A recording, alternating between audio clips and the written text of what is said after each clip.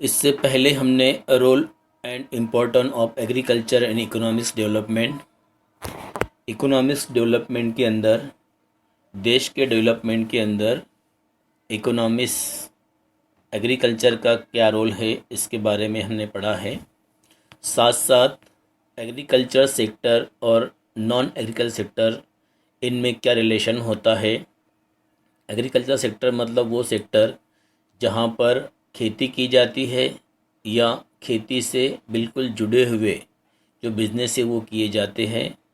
और non agriculture sector के अंदर खेती डायरेक्टली नहीं की जाती, मगर खेती की जो प्रोडक्ट है उनका और इन बिज़नेस का कहीं ना कहीं कुछ ना कुछ रिलेशन आता है। साथ ही हमने लास्ट लेक्चर में लैंड यूटिलाइजेशन मतलब खेती का यूज़ किस तरह से होता है वो हमने देखा था, जिसके लिए हमने क्लासिफिकेशन ऑफ लैंड, ज़मीन को जो है अलग अलग भागों में डिवाइड किया था कि कौन सी ज़मीन जंगल क्षेत्र में आती है, फॉरेस्ट में आती है, कौन सी ज़मीन है लैंड है जो खेती के लिए इस्तेमाल नहीं होता है, और कौन सी खेती ऐसी है जो खेती के लायक होती है पर उसमें हम खेती वगैरह नहीं करते, जहाँ पर हम जानवर वगैरह चराने के लिए उसका इस्तेमाल करते हैं। उसी के साथ साथ कुछ ज़मीन ऐसी भी होती है जो खेती के लायक नहीं होती है, जहाँ पर रेगिस्तान वगैरह होता है, उसके बारे में भी हमने देखा।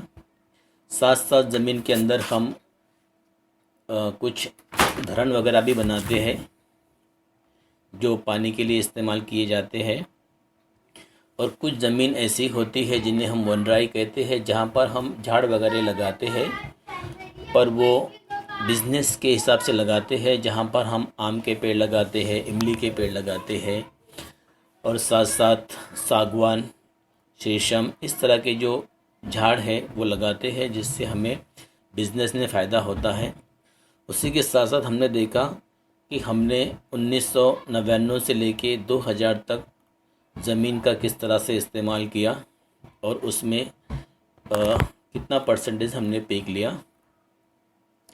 उसके बाद ज़मीन को सुधारने के लिए, उसमें इम्प्रूवमेंट लाने के लिए कौन कौन सी चीज़ों की ज़रूरत पड़ती है और उसे हमने किस तरह से इस्तेमाल किया।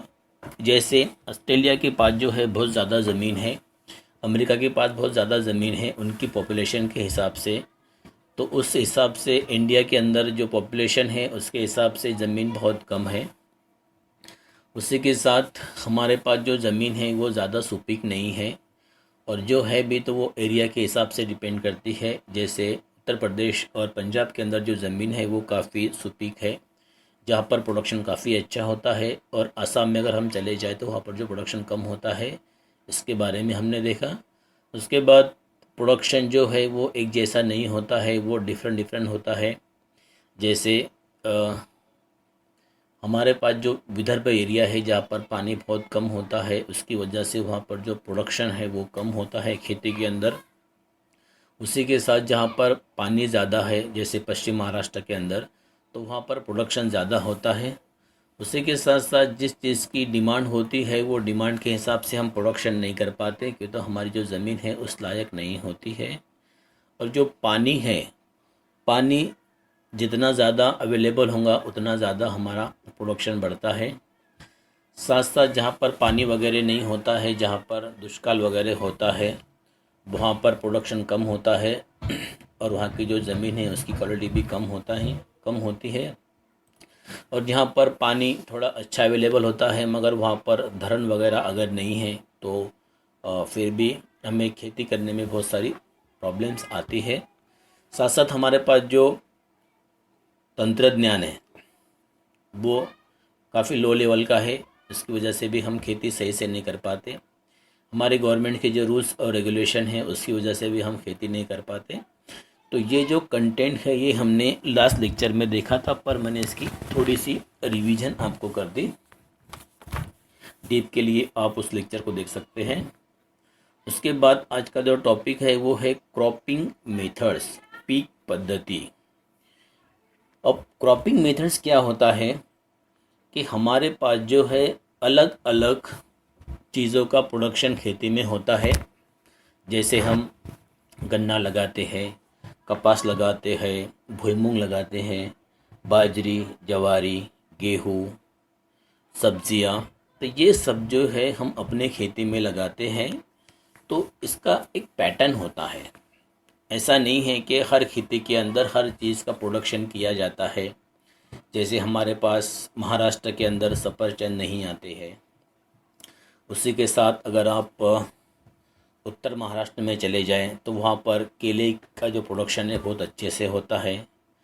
उसके बाद अगर आप महाराष्ट्र के विदर्भ साइड में चले जाएं तो वहाँ पर सोयाबीन अच्छा होता है। पश्चिम महाराष्ट्र में अगर आप चले जाते हैं तो वहाँ पर गन्ना वगैरह होता है। तो ये सब जो चीज़ें हैं इसको हम क्रॉपिंग मेथड्स कहते हैं, और ये डिपेंड करती है कुछ चीज़ों के ऊपर। ऐसा नहीं है कि अगर हमको लगता है कि हम महाराष्ट्र के अंदर सफरचंद लगा लें तो लगा भी सकते हैं, ऐसा कुछ भी नहीं है। मगर उसका जो प्रोडक्शन हमें जितना चाहिए उतना नहीं हो सकता है, कि वो बहुत सारी चीज़ों पर डिपेंड करता है। तो हमारी जो क्रॉपिंग मेथड है वो किन चीज़ों पर डिपेंड करती है, कौन चीज़ें हैं जो उसे डैमेज करती है, उन सब के बारे में हम इस पार्ट में, इस लेसन में पढ़ने वाले हैं।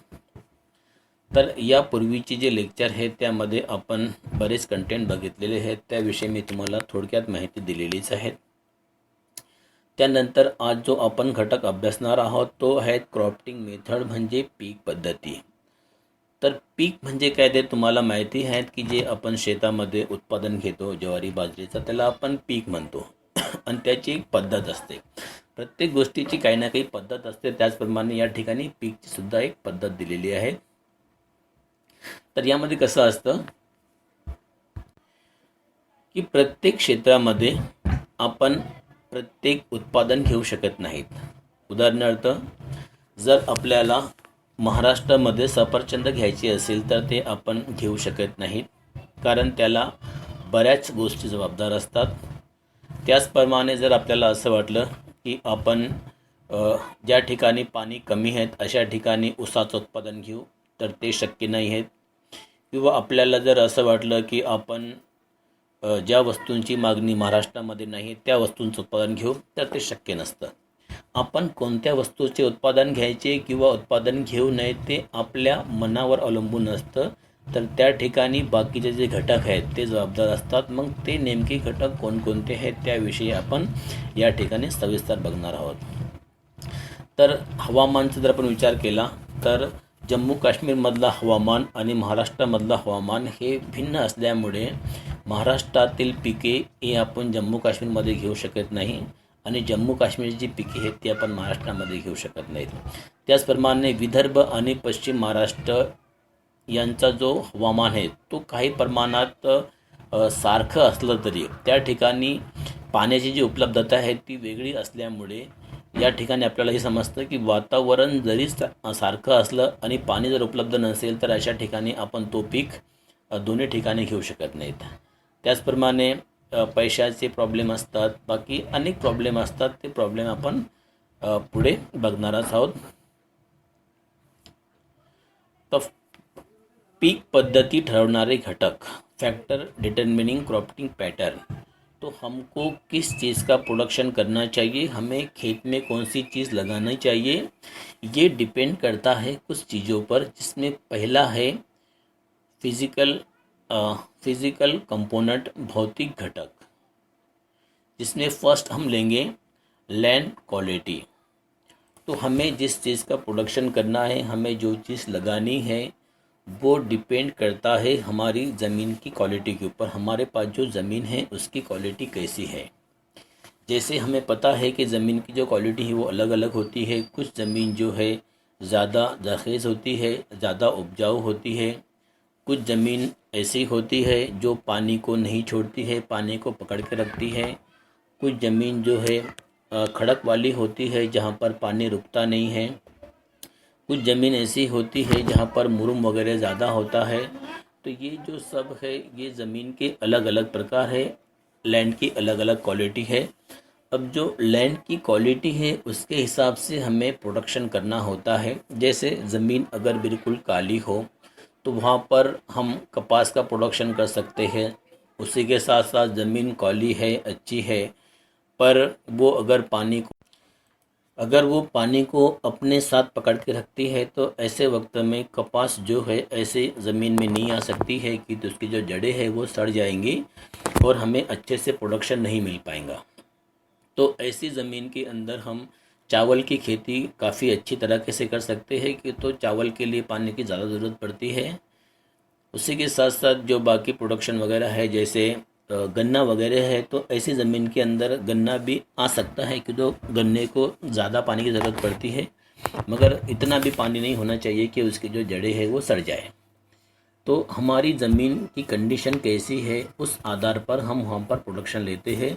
जैसे ज़मीन अगर मुरुम वाली है जहाँ पर पानी ज़्यादा देर नहीं रुक पाता है तो ऐसी ज़मीन के लिए भुईमूंग काफ़ी अच्छा होता है और हम वहाँ पर भूमियों की खेती कर सकते हैं क्योंकि उसको ज़्यादा पानी की ज़रूरत नहीं पड़ती है, अगर पानी होता है तो वो सड़ जाती है।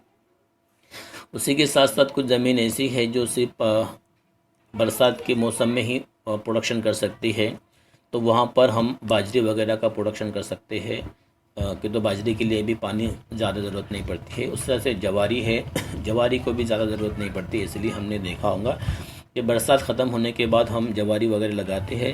साथ साथ सोयाबीन जो है उससे भी ज़्यादा पानी की ज़रूरत नहीं पड़ती है। तो ऐसी जो प्रोडक्शन है हम विदर्भ के अंदर लेते हैं।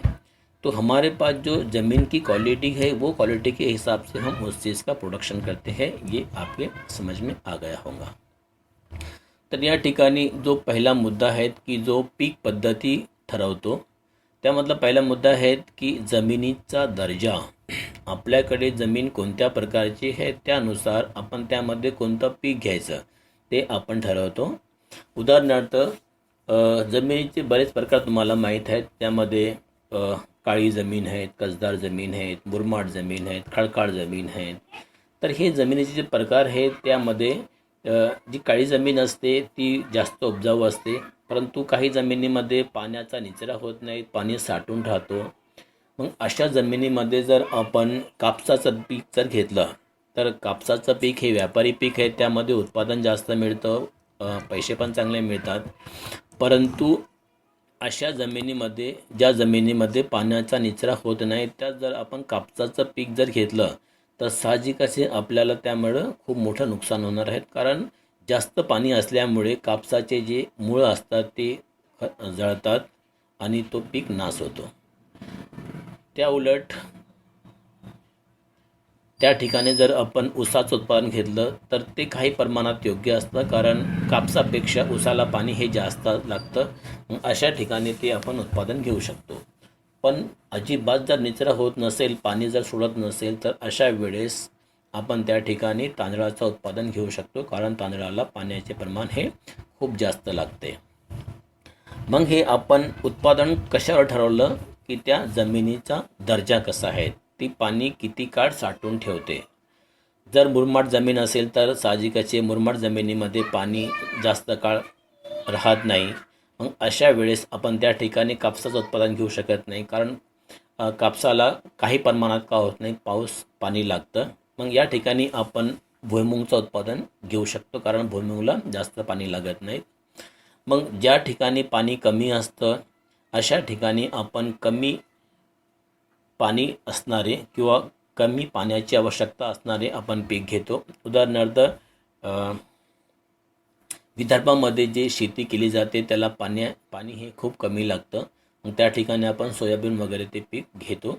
त्याचप्रमाणे पश्चिम महाराष्ट्रामध्ये पाण्याचे प्रमाण हे जास्त असल्यामुळे आपण त्या ठिकाणी ऊसाचं उत्पादन घेतो आणि काही ठिकाणी आपण कापसाचं उत्पादन घेतो, त्याला पाणी लागतं परंतु त्या प्रमाणात कमी लागतं आणि त्याला जमीन वगैरे जी ही काळी लागते। म्हणजे आपण कोणतं उत्पादन घ्यायचं ते आपल्या मनावर नसतं, तर ते जमिनीच्या दर्जावर असतं। ज्याप्रमाणे जमिनीत दर्जा असेल त्याचप्रमाणे आपल्याला उत्पादन घ्यावं लागतं। उसके बाद जो नेक्स्ट पॉइंट है वो है वाटर, पानी। तो हमको प्रोडक्शन के लिए पानी की भी ज़रूरत पड़ती है, बिना पानी के हम प्रोडक्शन नहीं कर सकते। जैसे मैंने आपको बताया कि अगर हमको गन्ने का प्रोडक्शन करना है तो गन्ने के प्रोडक्शन के लिए जो ज़मीन है वो काली चाहिए। ठीक है, हमारे पास काली ज़मीन है मगर उसको पानी भी चाहिए। तो अगर हमारे पास विदर्भ के अंदर कोई ज़मीन है जो बिल्कुल काली है पर वहाँ अगर पानी अवेलेबल नहीं है तो हम वहाँ पर गन्ने का प्रोडक्शन नहीं कर सकते, तो उसके लिए हमें कहाँ जाना पड़ेगा? उसके लिए हमें पश्चिम महाराष्ट्र में जाना पड़ेगा, जहाँ पर पानी बहुत ज़्यादा है, डैम बहुत ज़्यादा बने हुए हैं। तो हमारा जो प्रोडक्शन है, हम जो पीक डिसाइड करते, कौन सी फसल लेना है वो जो डिसाइड करते, तो वो डिपेंड करता है पानी के ऊपर। अगर वहाँ पर डैम बना हुआ है तो वहाँ पर हम पानी आसानी से ला सकते हैं। दूसरी बात, अगर वहाँ से कोई नदी वगैरह जा रही है जिसको साल भर पानी होता है, तो ऐसे वक्त में हम वहाँ पर अपने मर्ज़ी के मुताबिक प्रोडक्शन कर सकते हैं। उसी के साथ अगर वहाँ पर कुएँ वगैरह है और कुओं को अच्छा पानी है, तो वो हिसाब से हम जिन पीक को जिन फसलों को ज़्यादा पानी की ज़रूरत पड़ती है वही फसलें हम वहाँ पर लेंगे, और जहाँ पर पानी बिल्कुल भी नहीं होता है वहाँ पर हम जो कम पानी में आने वाली जो फसलें हैं उनको लेते हैं। तो ये डिपेंड करता है पानी के ऊपर। उसी के साथ त्यानंतर जे मुद्दा आहे तो है जमीन पाणी। आता शेतीसाठी पाण्याची आवश्यकता ही असते, पाण्याशिवाय तर आपण शेती करू शकत नाही। पण जे पीक आहेत तर त्या पिकांची वर्गवारी केली जाते, की काही पीक असे असतात की ज्यांना जास्त पाणी लागतं आणि काही पीक असे असतात की त्यांना कमी पाणी लागतं। मग ज्या पिकांना जास्त पाणी लागतं आपण ती पिके जास्त पाण्याच्या प्रदेशामध्ये घेऊ शकतो। उदाहरण जर आपल्याला ऊस काढायचा असेल तर ऊसासाठी हे पाणी जास्त लागतं, कारण ऊस हे बारमाही पीक असतं। मग आपण अशा उत्पादनासाठी साधारणपणे पश्चिम महाराष्ट्राकडे बघतो, कारण पश्चिम महाराष्ट्रामध्ये पाण्याचे स्रोत हे जास्त आहेत, त्या ठिकाणी पाणी खूप मोठ्या प्रमाणात उपलब्ध आहे, म्हणून त्या ठिकाणी आपण ऊसाची शेती जास्त करतो। त्यानंतर विदर्भात जर आपण बघितलं तर विदर्भामध्ये पाण्याचं प्रमाण हे खूप कमी असल्यामुळे आपण त्या ठिकाणी जे पीक घेतो तर ते पीक कोणते असतात? ते कमी पाण्यावर चालणारे पीक आपण घेतो, जास्त पाण्याचा आपण त्या ठिकाणी वापर करत नाही।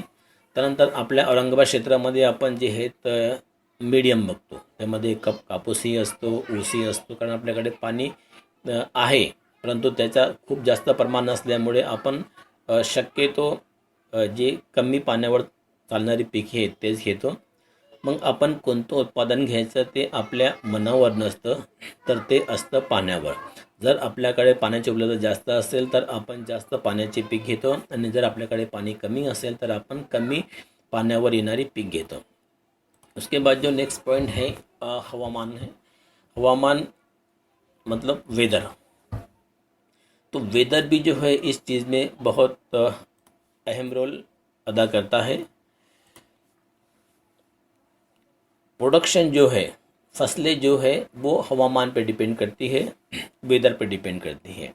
जैसे मैंने आपको पहले ही बताया है कि अगर हमको कपास का प्रोडक्शन करना है तो कपास को जो है स्टार्ट के अंदर थोड़ी ठंडी लगती है, ठंडा क्लाइमेट लगता है 3 महीने के लिए, और उसके बाद जो सेकंड 3 महीने हैं उसके लिए उसको गर्म क्लाइमेट लगता है, तब कहीं जाकर वो कपास अच्छे से बन पाती है।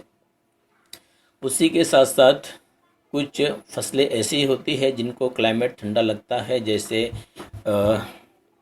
हम फल के बारे में अगर बात करते हैं, सफरचंद के बारे में, तो सफरचंद को जो है क्लाइमेट थोड़ा ठंडा लगता है, इसलिए वो जम्मू कश्मीर वगैरह में आप आते हैं, पर हमारे पास उस तरह का क्लाइमेट नहीं है, इसलिए हम वो नहीं ले पाते हैं।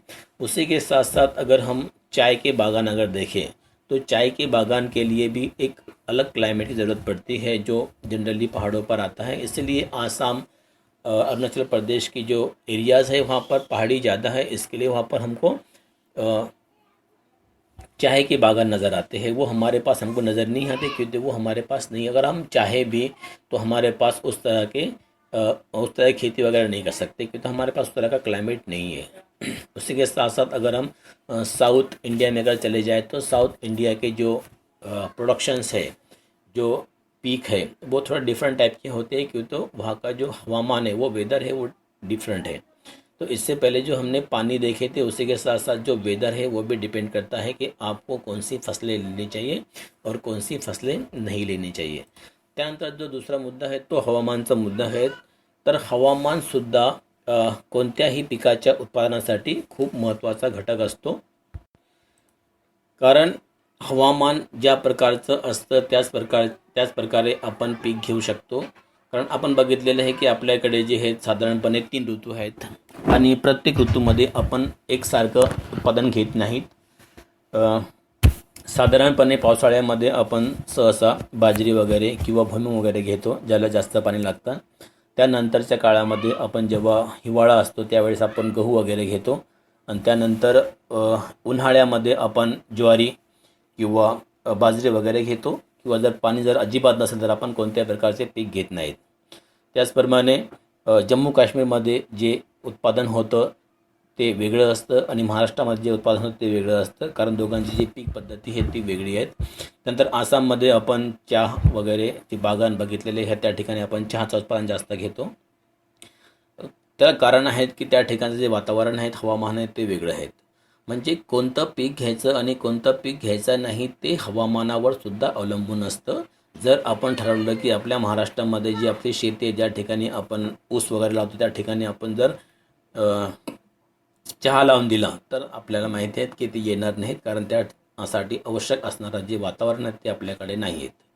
विदर्भामध्ये जी पीक घेतले जाते ते पीक आपण पश्चिम महाराष्ट्रामध्ये घेत नाही, आणि पश्चिम महाराष्ट्रामध्ये जे पीक घेतले जाते ते आपण आपल्याकडे घेत नाहीत. आपण जर उत्तर महाराष्ट्रामध्ये जर पाहिलं त्या ठिकाणी केळीची बागान हे खूप जास्त असतात, आणि दक्षिणेमध्ये जर आपण पाहिलं तर त्या ठिकाणी भात शेती खूप जास्त प्रमाणात केली जाते, कारण त्या ठिकाणचं जे वातावरण आहे ते वेगळं आहे. मग वातावरणावर अवलंबून असतं की आपण कोणतं पीक घ्यायचं आणि कोणतं पीक घ्यायचं नाहीत. उसके बाद जो नेक्स्ट पॉइंट है वो है टाइप ऑफ सॉइल ने पर्जन्यमान, कि वहाँ पर बारिश वगैरह कितनी होती है.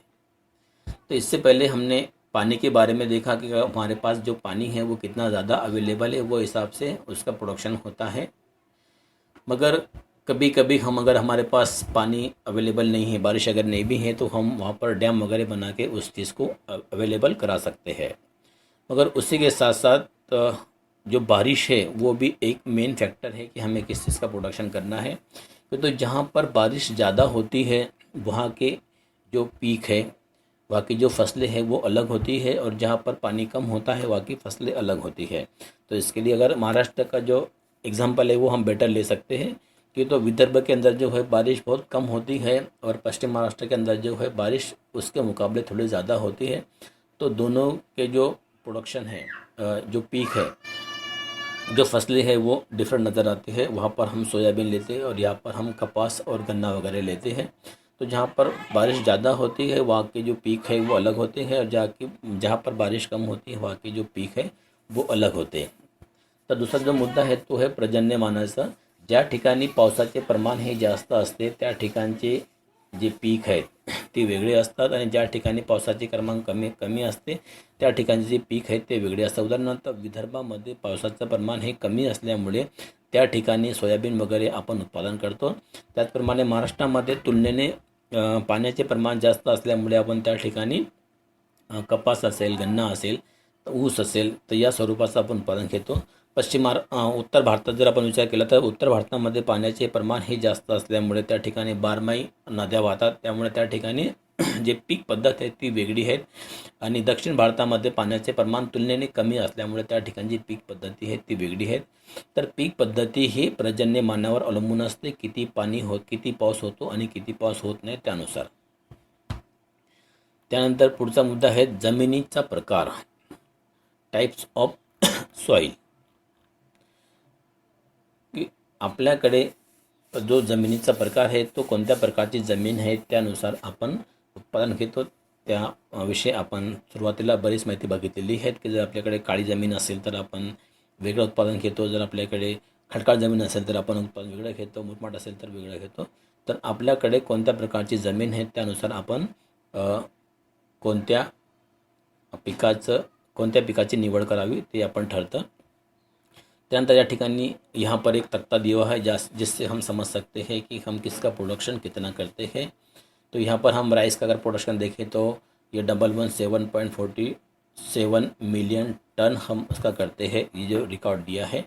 उसी के साथ साथ बाकी तूर, गरम ऑयल, सोयाबीन्स इन सब का दिया है, कॉटन्स का भी दिया है. तो यहाँ पर उनका परसेंटेज वगैरह दिया है कि हम कितना मिलियन उनका प्रोडक्शन करते हैं. वैसे इसकी ज़्यादा ज़रूरत है नहीं, पर फिर भी मैं आपको दे दिया हूँ. तर या तक्त्यामध्ये आपण बघितलं की बरेच उत्पादन दिलेले आहेत. त्यामध्ये गहू आहेत, त्यानंतर तांदूळ आहेत, तूर आहेत, गरम मसाला आहेत. तर ही जे ऑइल सीड्स आहेत त्यांचं किती उत्पादन होतं ते बघितलेलं आहे. उदाहरणार्थ भाताचं जे उत्पादन आहे ते 117.47 इतका मिलियन टनमध्ये दिलेले आहेत. त्यानंतर तूर जे आहेत 3.69 मिलियन टन दिलेले आहेत. तर हे वेगवेगळे उत्पादन आहेत. त्यानंतर जे पुढचा मुद्दा है उसके बाद का जो नेक्स्ट पॉइंट है वो है आर्थिक घटक, इकोनॉमिक्स फैक्टर. इससे पहले हमने देखा है कि प्रोडक्शन करने के लिए कौन से फैक्टर्स होते हैं. ये उसमें का सेकंड फैक्टर है इकोनॉमिक फैक्टर, जिसमें डिमांड्स ऑफ गुड्स, कौन सी चीज़ों की डिमांड कितनी है वो हिसाब से हम उस चीज़ का प्रोडक्शन करते हैं. अगर हमारे पास कपास की डिमांड ज़्यादा है, कपास को अगर अच्छी कीमत मिलती है तो हम कपास का प्रोडक्शन ज़्यादा करते हैं. जनरली आपने देखा होगा कि सिटी के आसपास के जो एरिया है वहाँ पर सब्ज़ी वगैरह का जो प्रोडक्शन है वो ज़्यादा किया जाता है. उसकी वजह ये है कि वहाँ पर सब्ज़ी वगैरह ज़्यादा उगाई जाती है. क्यों? तो सब्ज़ी की वहाँ पर डिमांड ज़्यादा होती है. तो हम किस चीज़ का प्रोडक्शन करना चाहिए उसके लिए हमने वेदर भी देखा है, पानी भी देखा है, बाकी सब चीज़ें देखी है. उसी के साथ साथ उस चीज़ की जो डिमांड है वो डिमांड के हिसाब से भी उसका प्रोडक्शन किया जाता है. तर आपण यापूर्वी जे घटक बघितले आहेत त्या घटकामधील हा आर्थिक घटक आहे की आपण ज्या वस्तूची मागणी जास्त असेल त्या वस्तूंचं उत्पादन आपल्या शेतामध्ये जास्त करतो. उदाहरणार्थ शहरालगत जी शेती असते त्या शेतीमध्ये आपण फळभाज्यांचे जे उत्पादन आहे ते जास्त करतो. त्याला कारण हे आहेत की शहरामध्ये फळभाज्यांची मागणी ही जास्त असते आणि त्यानुसार आपण ते उत्पादन ठरवत असतो. उसके बाद जो है रॉ मटेरियल, जिस चीज़ का रॉ मटेरियल हमको आसानी से मिल जाता है उस चीज़ का हम प्रोडक्शन वहाँ पर ज़्यादा करते हैं और अच्छी तरह से करते हैं. जैसे इन केस अगर हमको गन्ना लगाना है और गन्ना लगाने के लिए जो रॉ मटेरियल होता है जिसको बेना वगैरह बोलते हैं, वो बेना अगर हमको आसपास के एरिया में अगर अवेलेबल होता है तभी हम उस चीज़ का प्रोडक्शन करते हैं, अगर नहीं होता है तो नहीं करते. जैसे अगर हमको प्याज लगानी है तो प्याज जो है हम डायरेक्ट नहीं लगा सकते, उसके लिए हमको उसका पहले रोप वगैरह बनाना पड़ता है, उसके बाद ही हम उसको अप्लाई कर सकते हैं. अगर हमारे पास उसका बेना वगैरह नहीं है, उसका रोप वगैरह अगर नहीं है तो हम ऐसे वक्त में प्याज नहीं लगा सकते. फिर जो हमारे पास अवेलेबल है हम उसी को वहाँ पर लगाते हैं. तर त्यानंतरचा मुद्दा आहे तो है कच्चा माल. कच्चा माल जर आवश्यकतेनुसार असेल तरच आपण ते उत्पादन त्या ठिकाणी घेऊ शकतो. उदाहरणार्थ जर आपल्याला ऊस लावायचा असेल तर ऊससाठी त्याचं बी वगैरे नसतं तर ऊसाचं हे बेणं असतं आणि आपण ते दुसरीकडून मागवतो. जर त्या ठिकाणी ऊसाचा बेणं जर उपलब्ध नसेल तर अशा वेळेस आपण त्या ठिकाणी ऊस लावत नाही. त्याचप्रमाणे कांदा असेल तर कांद्याचं जे रोप असतं ते जर आपल्याला उपलब्ध होत नसेल तर अशा वेळेस आपण त्या ठिकाणी कांदा लावत नाही, कारण आपल्याकडे ते उपलब्ध नाही आहेत. मग जो आपल्याकडे कच्चा माल उपलब्ध आहे त्यानुसार आपण त्याचं उत्पादन हे घेत असतो. त्यानंतर जे पुढचा मुद्दा आहे तो आहे वाहतूक सुविधा, ट्रान्सपोर्ट फॅसिलिटीज.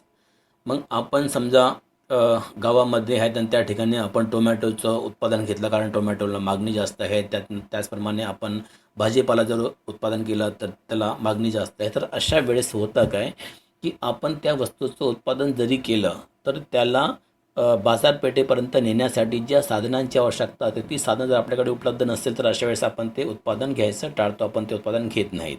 आणि जर वाहतुकी साधने जर उपलब्ध असेल तर त्यानुसार आपण ते उत्पादन घेतो. मग या ठिकाणी जे बाकीचे घटक आहेत त्या घटकांबरोबर वाहतुकीची साधने उपलब्ध आहेत किंवा नाही त्यानुसार आपण कोणता पीक घ्यायचं ते ठरवतो. उसके बाद जो पॉइंट है मार्केट, अगर हम जिस चीज़ का प्रोडक्शन करना चाह रहे हैं उसके लिए अगर मार्केट नहीं है तो हम उस चीज़ का प्रोडक्शन नहीं करेंगे.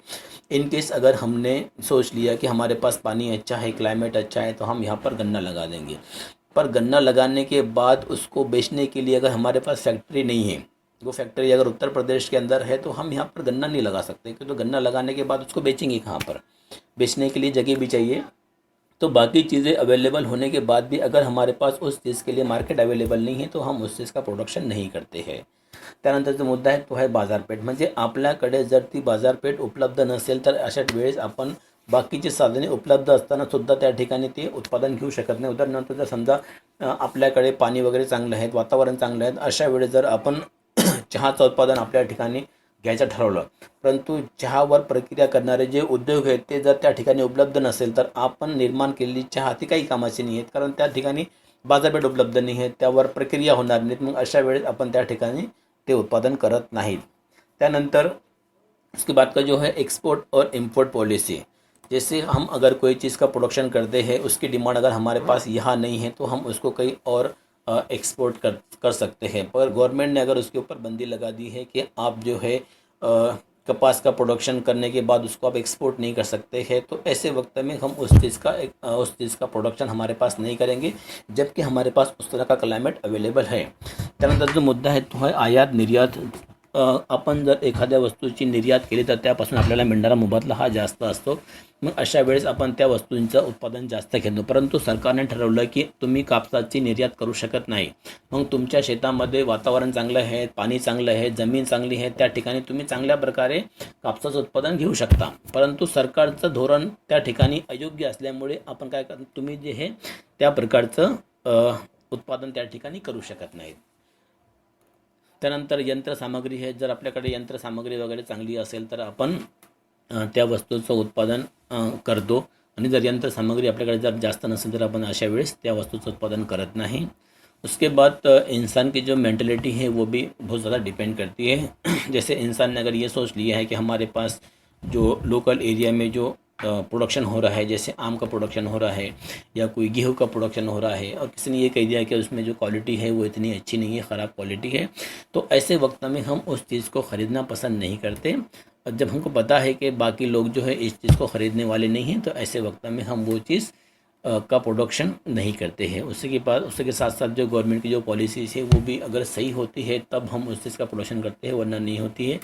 कभी कभी अगर गवर्नमेंट को किसी चीज़ की ज़रूरत होती है तो वो क्या करती है, कुछ खास प्रोडक्शन के लिए वो सब्सिडी वगैरह देती है, तो फिर हम उस चीज़ को ज़्यादा प्रोडक्ट करते हैं। जैसे गवर्नमेंट ने अगर ये कह दिया कि आप अगर यहाँ भुइमुंग वगैरह लगाते हैं तो उसके लिए हम आपको 50% सब्सिडी देंगे, तो ऐसे वक्त में हमारी इच्छा हो या मत हो फिर भी हम उस चीज़ का प्रोडक्शन वहाँ पर करते हैं। उसी के साथ साथ अगर हमारे आसपास के एरिया में इंडस्ट्री वगैरह ज़्यादा है तो उस इंडस्ट्री के लिए जो रॉ मटेरियल चाहिए हम उसी के हिसाब से हमारे खेत के अंदर प्रोडक्शन करते हैं। तो ये सब जो चीज़ें हैं जिसमें खत हो जाता है, उसी के बाद रिसर्च होता है, मतलब किस चीज़ पे अगर रिसर्च होता है तो वो चीज़ का प्रोडक्शन हम हमारे खेत में ज़्यादा करते हैं।